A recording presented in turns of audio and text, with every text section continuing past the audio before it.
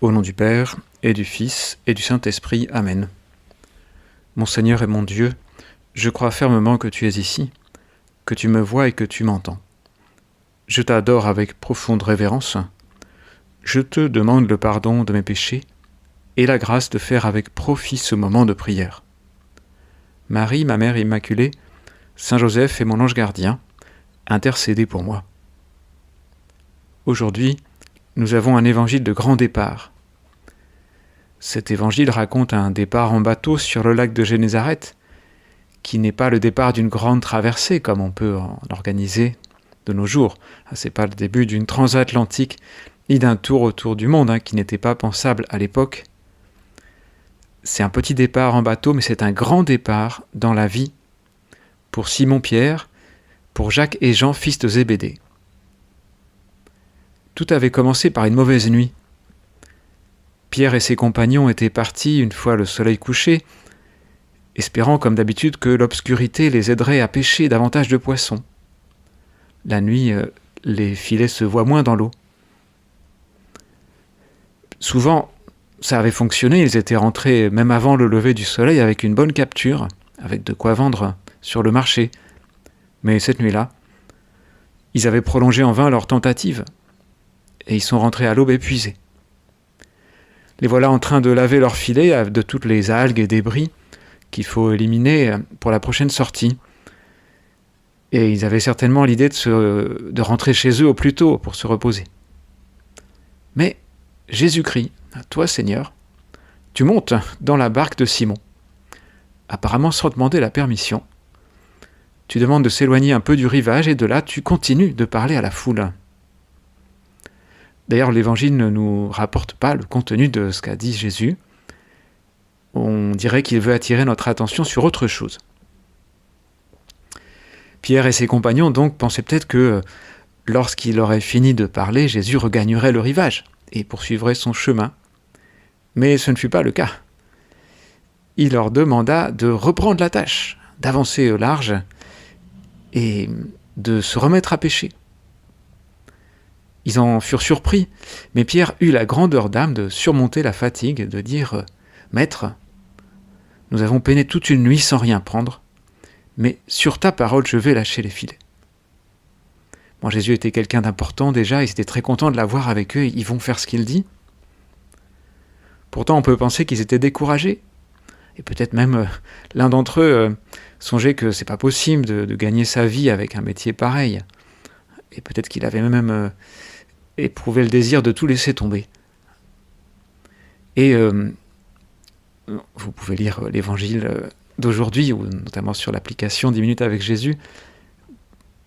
Eh bien, nous savons que cette histoire se termine par une pêche abondante, même surabondante. Une telle quantité de poissons que leurs filets se déchiraient.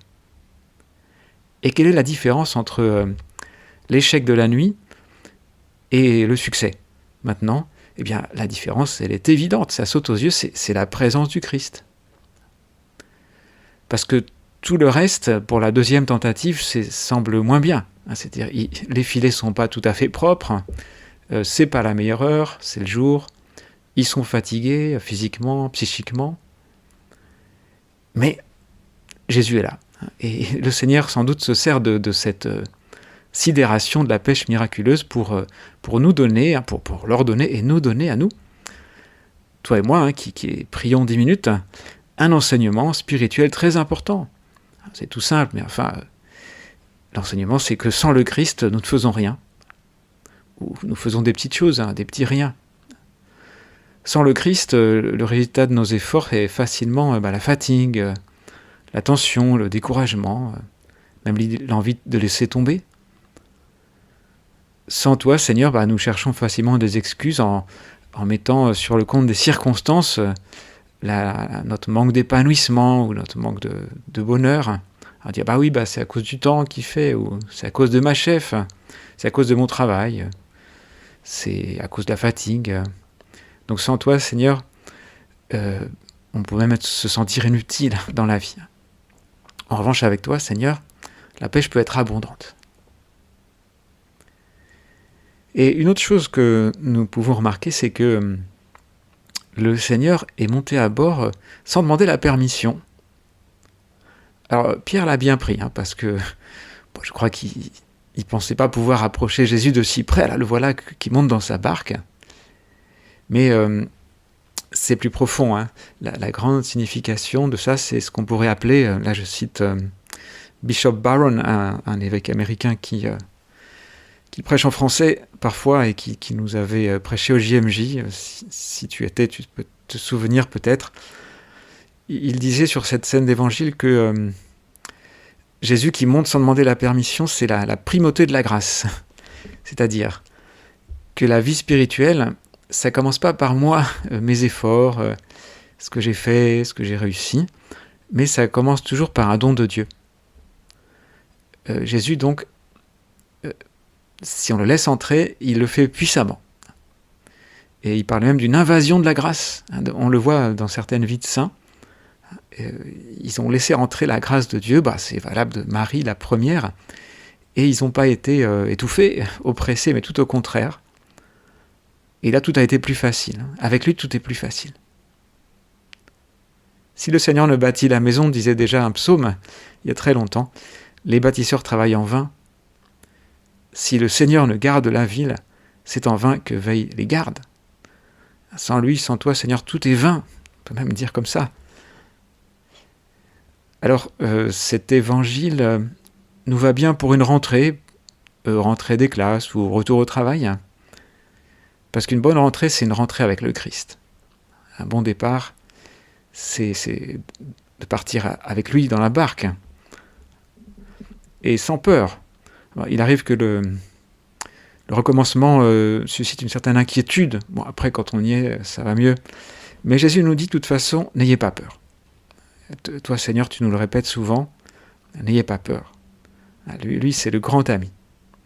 Avec lui, on n'est jamais seul. Et passer une bonne année, commencer un nouveau travail, avoir de nouvelles classes, c'est pas si compliqué. Il faut surtout faire confiance. Il faut faire confiance déjà à la réalité, aux gens qui nous entourent. Il faut faire confiance à nous-mêmes aussi, parce que nous sommes une bonne personne. Et que Dieu nous a donné des talents, pas tous, mais ce qu'il faut. Et surtout, faire confiance en le Christ qui est le grand ami qui ne trahit jamais, dit Saint José Maria. Donc pour faire une bonne rentrée, il faut surtout faire confiance. Il faut aussi s'organiser, se discipliner, surtout si cet été on s'est un peu relâché. Mais repousser la peur en tout cas. D'ailleurs, Saint Pierre, quand il constate la quantité de poissons qu'il avait pris, il n'avait jamais vu ça. Et il a eu peur.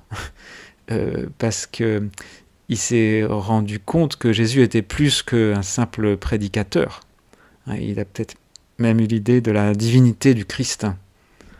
Et Pierre a eu peur. Et Jésus lui a dit, non, ne crains pas. Désormais, ce sont des hommes que tu prendras. Désormais, tu vas t'occuper des gens. D'ailleurs, c'est la fonction du pape dans l'Église, et de même de tout chrétien. On est là pour les gens, pour ceux qui nous entourent. Donc, n'ayons pas peur. Et Pierre aussi, il avait eu peur parce que il s'était senti pécheur. Et il vit Jésus, éloigne-toi de moi, Seigneur, car je suis un homme pécheur. Et il se trompait pas. Et nous, c'est pareil. Et ceux qui disent non, mais moi, j'ai rien à me reprocher, s'éloignent certainement de Dieu. Ceux qui disent non, c'est la faute aux autres, non. En revanche, ceux qui disent comme Pierre, éloigne-toi de moi, Seigneur, car je suis un homme pécheur, sont illuminés par la lumière de la grâce.